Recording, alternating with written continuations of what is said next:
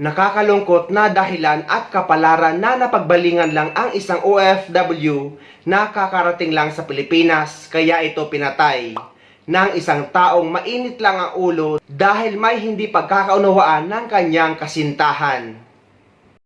Nagpasalamat ang pamilya ng aktres na si Colleen Garcia sa pagkakaaresto ng sospek sa pananaksak at pagpatay sa kapatid ng stepmother ni Colleen na si Canice Minica Seming. Ayon sa ama ni Colleen na si Jose Garcia, panatag na ang loob ng pamilya dahil hawak na ng pulisya ang sospek. Naaresto ng mga pulis ang sospek sa pinagtatrabahuan nitong construction site sa Mandaluyong.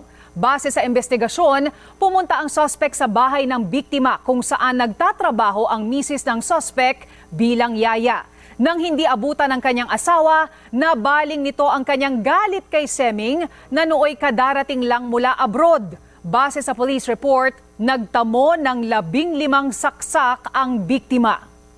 Dito sa Middle East, kapag ganitong kaso, lalo na kapag napakalinaw ang ginawang krimen, ay parusang kamatayan din ang hihatol. Napakasakit kasing isipin na isang kapwa natin OFW na matinong nagtatrabaho sa ibang bansa at umuwi lang para makasama ang pamilya, ay kamatayan ang sinapit sa kamay ng isang tao na mainit lang ang ulo na dati nilang tauhan.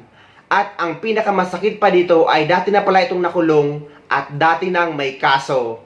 Kaya sa mga OFW na may kaya sa buhay, hindi naman sa pang-aano, pero bago kayo kumuha ng tao, ay i-check nyo muna ang taong ito kung dati na bang nagkaroon ng kaso.